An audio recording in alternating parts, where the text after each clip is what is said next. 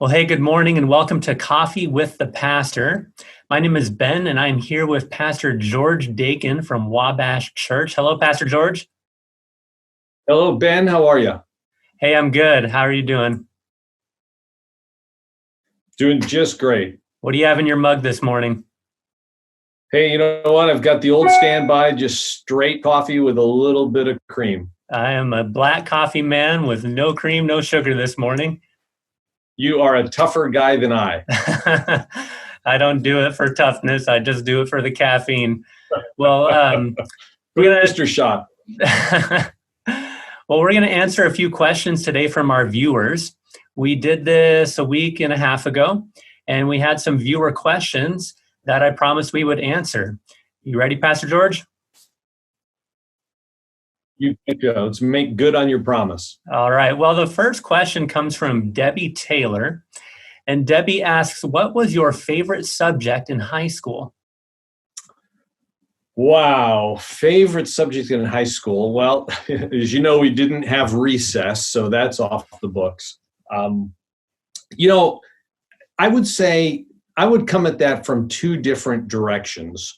There was the academic side of me, and then there was the fun side of me. And so in terms of academics, my favorite subject would have had to have been U.S. history. So my junior year in high school, taking U.S. history, I loved the class and the method the teachers used in that class. We did a lot of different kind of learning experiences. We did trials of famous people. We had to divide up who we were going to be. And so they were very innovative for the time because, of course, this was back in the dark ages of civilization. Before Zoom? But way before. I think it was before any kind of PCs.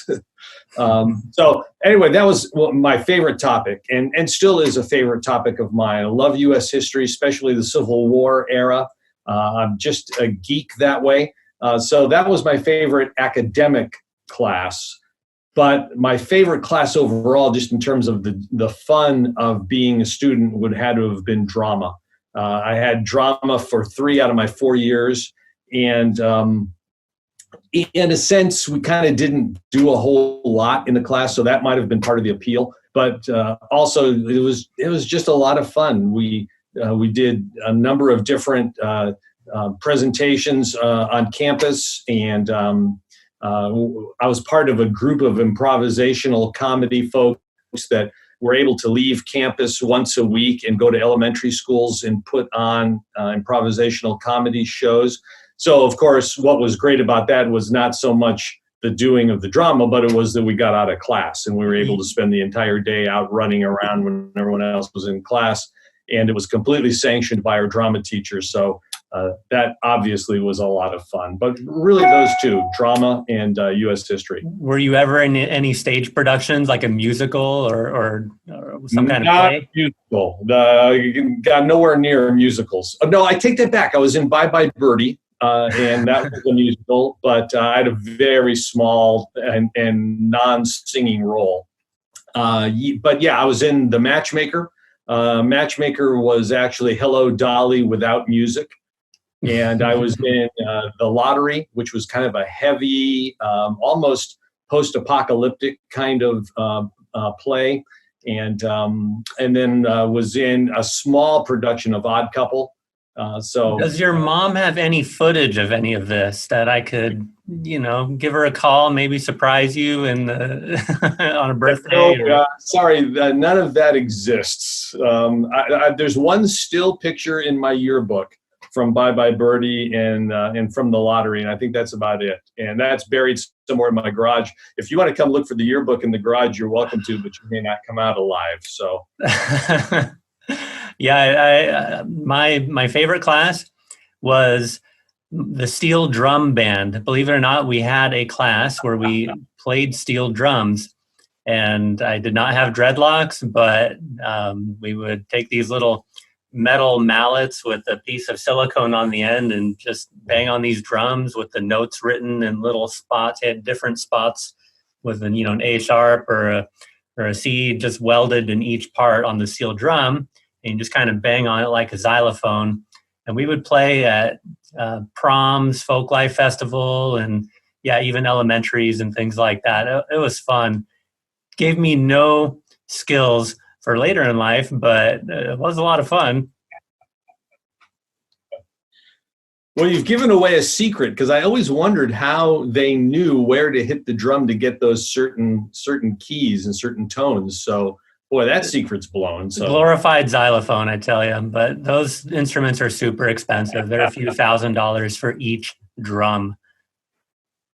Oh, I'll bet. Well, I have a second question for you, George. And this one is, I'm going to make it a two-parter. A lot of people were asking, not only in the comment section of our last week's discussion, but people have just been asking it over and over on all the content we put out. They ask some form of this question.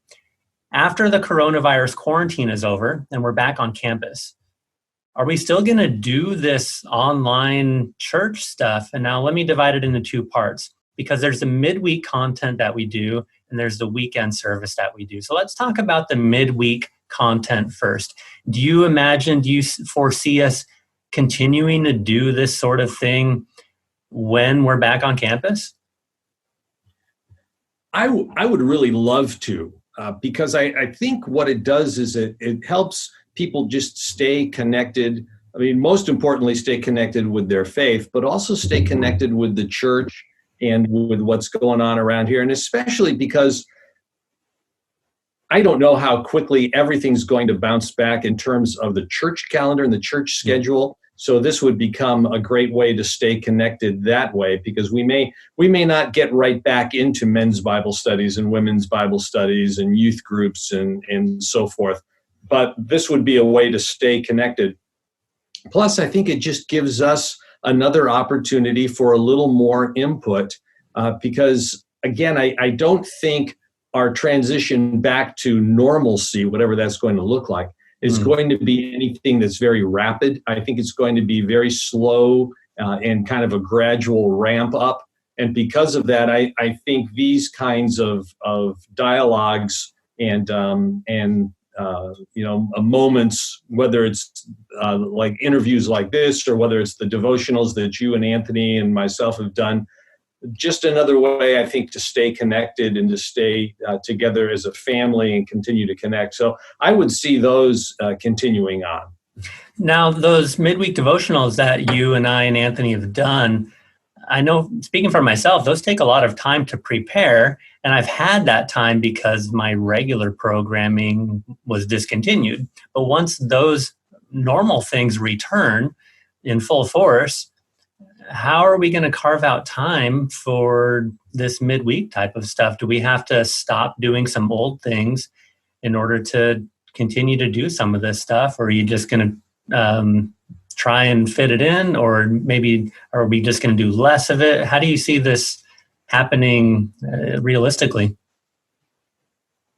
Sure. Right now we're doing them Tuesdays and Thursdays, and the thinking there was that we were kind of on an every other day basis along with the Sunday morning presentation. And then I've been writing some brief little devotional thoughts and posting them up on Facebook on the in-between days. And really the goal was that our membership would have something every day that would encourage them, whether it's written or whether it's in a video form like this. Mm-hmm. I could see us possibly cutting back the frequency that we do these. Maybe we go to a once a week as opposed to twice a week. And so if it was the three of us, we would just be on once out of every 3 days. And that might be a way to do it. I've also one of the great things about this whole process has been seeing what other churches are doing and other folks that we're acquainted with. I've seen a number of churches that have done similar formats to this with not just the staff, but with elders and others within the congregation. And I could see us maybe moving to something like that as well, and asking folks if they're interested, if they want to share a brief devotional, to let us know, and we could build up some kind of a rotation that way as well, which would take a little bit of the load off.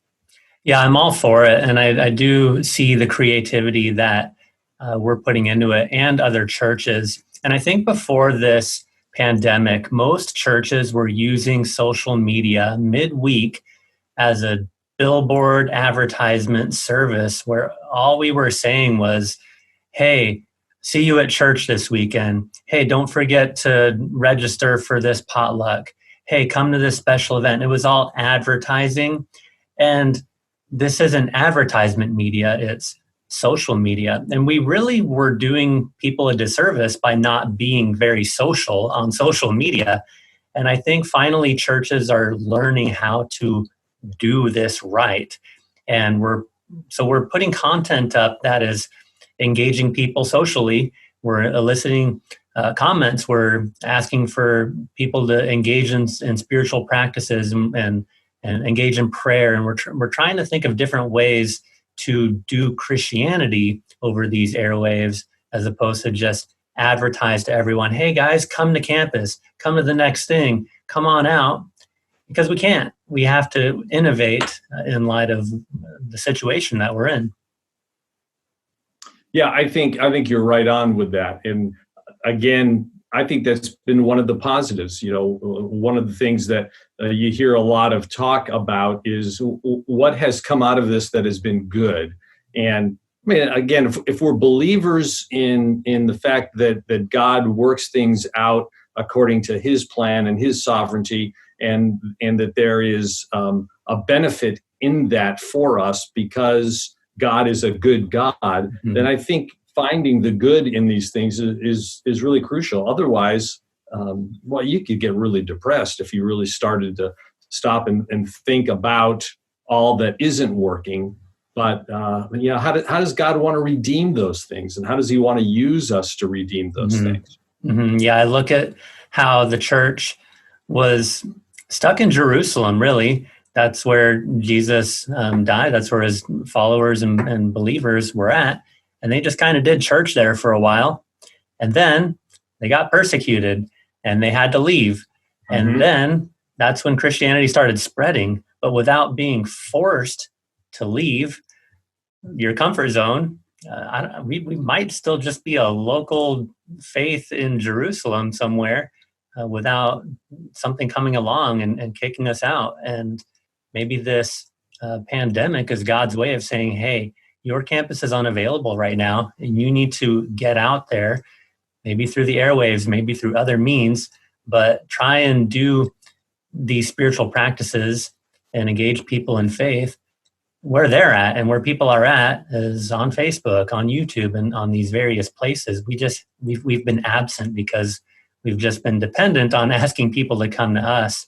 And maybe this is something that God's redeeming and forcing you and I to just think differently about how we approach that. Oh, sure. And I don't want to make more of it than is there, but, I think about the timing of so many things and the fact that we have this ability. We joked at the beginning of this morning that, back when I was in high school, there was no such thing as Zoom, obviously. There was no such thing even of personal computers, and the computers were computers that filled up half of a room and so forth. Well, here we are in the midst of a pandemic, but we have the technology to be able to connect and be able to stay in touch.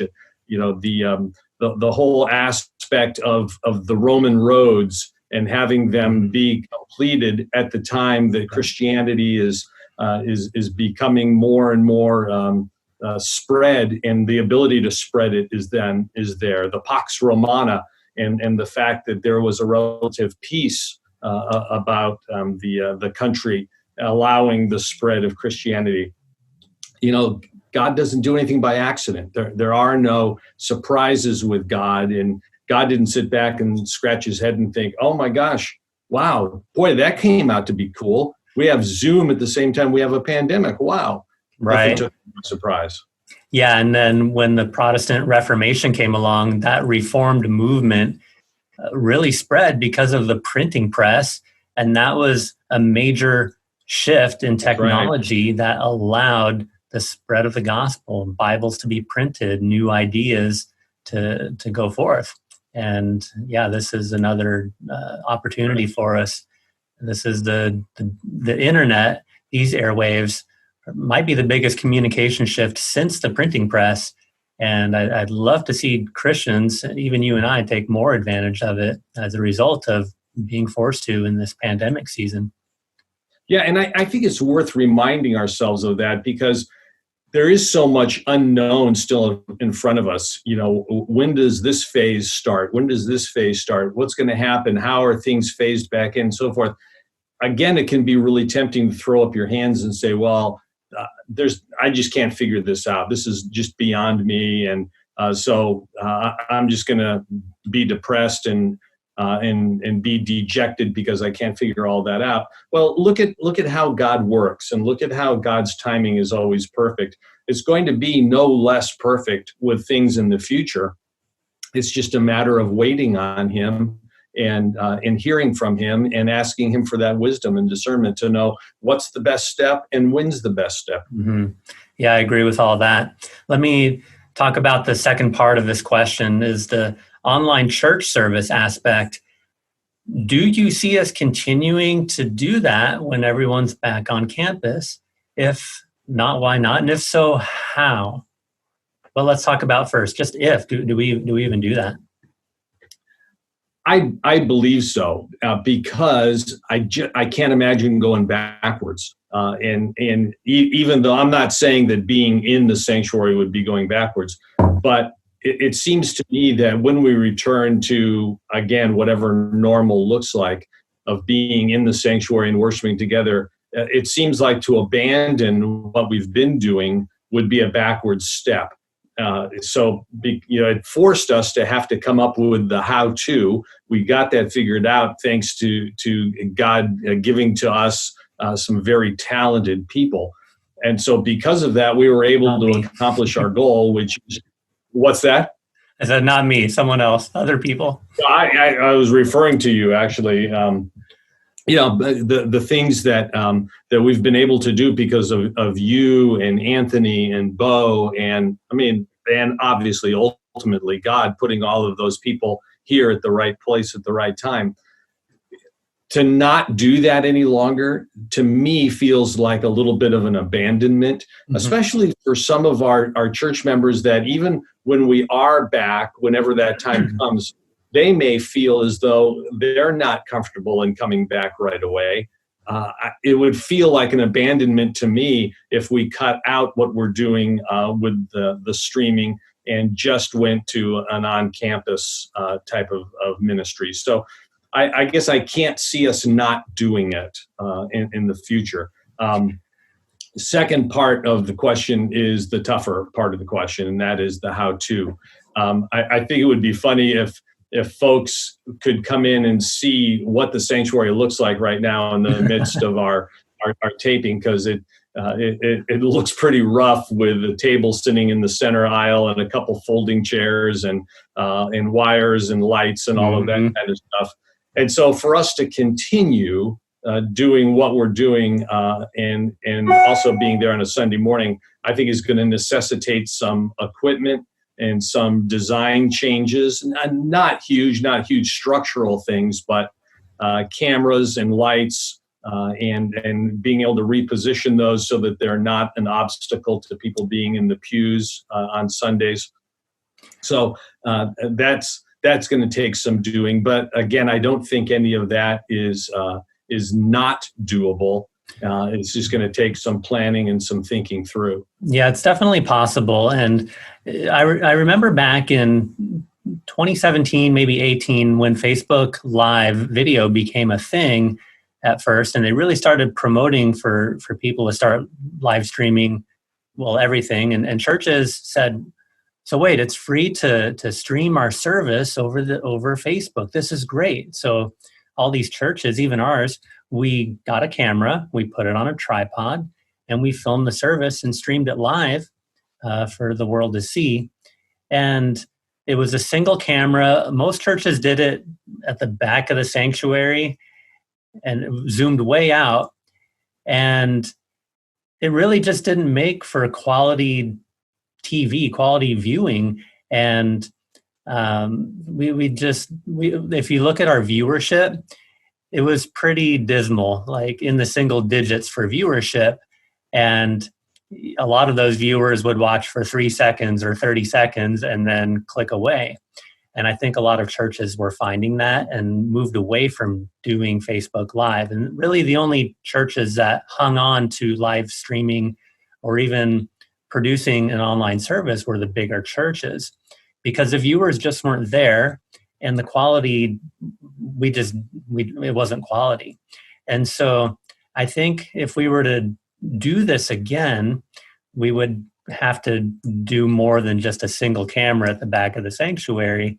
And another problem they had was they would have a single audio feed. And I think a lot of churches were just putting a live mic in the sanctuary and picking up whatever sounds came in the room. And that really didn't sound good at all to the viewers at home, especially the worship part. And so I think there's a lot we could learn from that experience and how to do it better. Do you see any steps to doing it better than churches have done it from years ago? Oh, I think so. And I think just some of the stuff that you've mentioned right there, I think if there were an opportunity to have more than one fixed camera, I think that would add a lot of depth to be able to come at the side and the front as well. But like you've mentioned, that's going to require then different cameras. I remember early on when we tried the Facebook Live stuff, but I think I remember some kind of a contraption that somebody clamped on the front pew with a telephone in like a C clamp or something like that. Mm-hmm. And so obviously there are different ways to do that and different kinds of equipment now to do that sort of thing. But it's kind of like the sky's the limit in terms of what you can do. But there are certain parameters for us, things like cost and personnel and who's going to run it. I mean, having a camera means a camera person. I think you mentioned the big one, because the camera is a one-time cost. But I think to produce a quality service that plays well on a screen for viewers at home, it takes personnel. It takes a director to say, we want this shot and that shot, or maybe even 3 cameras, and everything's going to sound like this. Anthony does a lot, but he can't be on stage and behind the camera at the same time.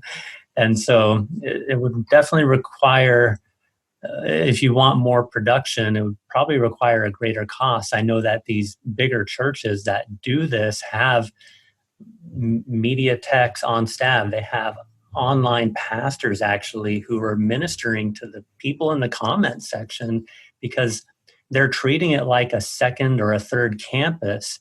And in this multi-site, multi-campus church movement that our culture is going in, a lot of churches that do a quality online service they just call it their online campus. So we have a campus in this neighborhood, that neighborhood, and online. And they have different pastors for these different campuses as well.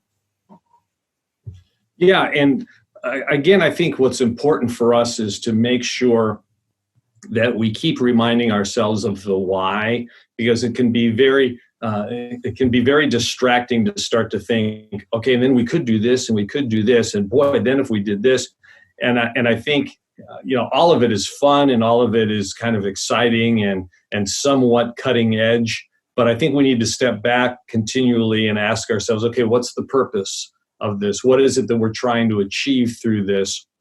How does this advance the ministry of the gospel for Wabash? And that's what we were seeing last time, was that it wasn't doing a whole lot. The viewers weren't coming and staying or watching this. And so maybe we can try putting out a better product. But if people aren't coming to Jesus, if the gospel isn't being spread, then I could really see us stepping back from it. But if people are going to continue watching our content, then I could really see it growing, because if our goal is to reach the world with the message of the gospel, we'll do whatever it takes, as long if the viewers are there and the means are there, then yeah, we're here to do that. But I think the viewers just have to be there.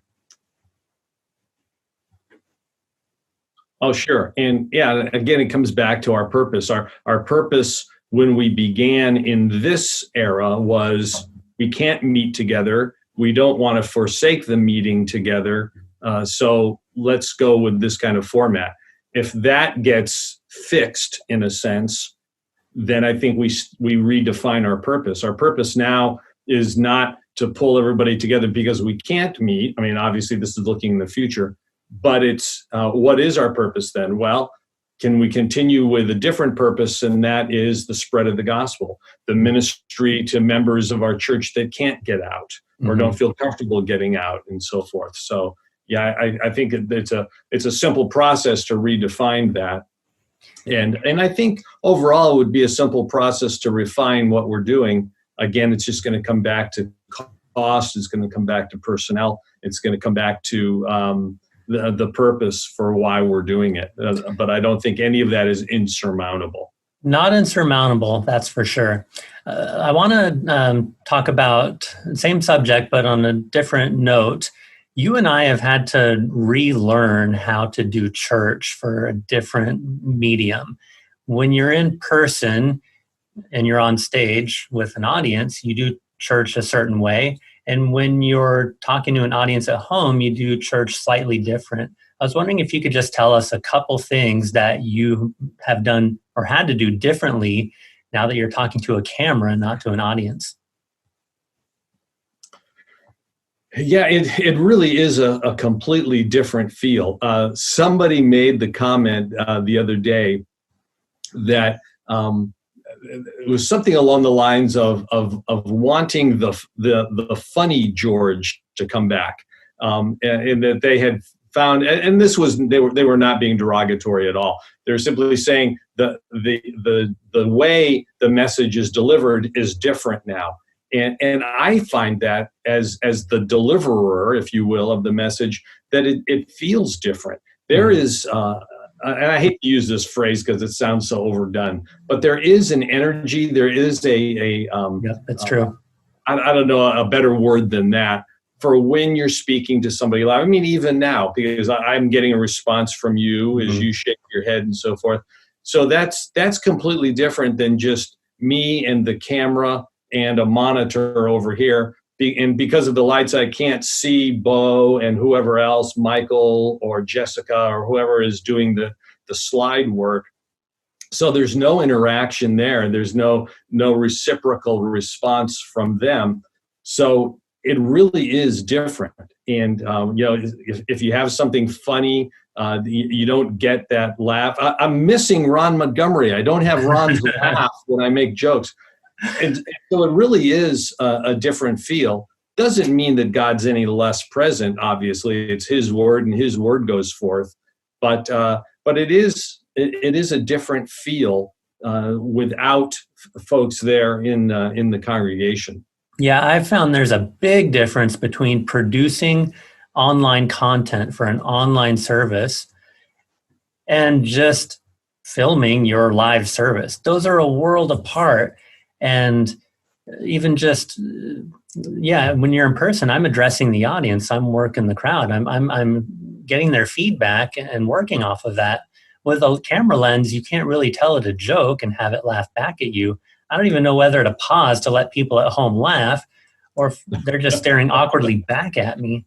And so, humor is different. And even if let's say we were doing a live service and we have a camera in front of us. Well, if I engage that camera for the whole service, then I'm ignoring the audience. And so there's a trade-off. If you're trying to do both at the same time, it's really hard to do. Not that it can't be done, but there might be some trade-off there, and it's just a factor. I just wanted to acknowledge that one.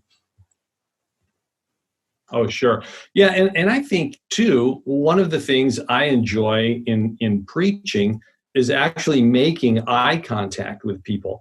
You know, when I was in drama, so way back to the first question about favorite subjects, what we were told in drama is that you look toward and speak toward the back row of your auditorium. And you need to project loud enough so that they hear you in the back. Well, we don't need to do that any longer because of microphones. And in the past, you kept your eyes back there, and because of the lights, you couldn't see the audience in front of you anyway. Well, in our congregation, it's not like that. You can see people, and you actually, at least from my perspective, really want to see people, because I want to see their eyes, and I want to see them hearing God's word and responding to God's word. And what you see and in those responses sometimes even shapes how you continue the sermon. If you see in someone's eyes that, boy, that point has really hit home, you may choose to stay on that point a little bit more or expand it a little bit more because of the response you're getting. Similarly, if the response is, "Hey, wait, those eyes are closed," well, man, we better move things along and kind of generate a little more energy here, because you're starting to lose people. But there's so many things like that. People I speak to are amazed that as we're up front speaking, that our minds are actually telling us other things at the same time. They're saying, how can you do that? Doesn't it take everything you have to concentrate on what you're saying? And after doing it for a number of years, no, you can blow right through what you've written and be thinking, I wonder what's for lunch today. And but similarly, as you're watching the congregation and getting response, I think that shapes how you continue to deliver the message. Mm-hmm. Yeah, it's a different craft for sure. Just being in person for church, to host a live service and hosting an online service. If we were to continue to do online and alive, we would have to find a way to make them both excellent. We're going to wrap this up, but Pastor George, I just wanted to give you the opportunity to say any final words before we head off today. Hey, I think the final words I would share would be hang in there. That sounds very trite and very overused, but I know just in my conversations with folks are at times frustrated, at times just a little bit down, because our phases seem to continue. They seem to be a little bit nebulous. When does this one start? When does this one start? When am I going to see the return of this or that, and so forth? You know what? Just hang in there. Can just continue to trust. The Lord's got this. One of the phrases that really has bugged me lately is in some ads on the radio, and they say, "Hey, we've got this, Washington." Well, no, we don't. God does. God has it. And if it were left up to us, it would be a real disaster. But because God has it and we can trust in Him, we can say these trite things like, "Hey, just hang in there. God's got a purpose. He's going to use it for His good." Yeah, I believe that word. Thank you, Pastor George. Well, to our audience, I just want to let you comment on this video. Would you let us know what you think about what we've said today?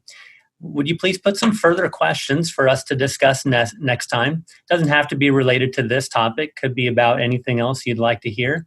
Could be light topics of conversation or heavy theological questions that you've always had. But please give us your feedback. Let us know if you like this, and just let us know what you think. Should we keep doing midweek online content? Should we focus more on the on-campus experience? Just let us know what you think in the comments, and just know that we love you, and we're praying for you, and we're rooting for you. We can't wait to see you again, and God bless you. Take care.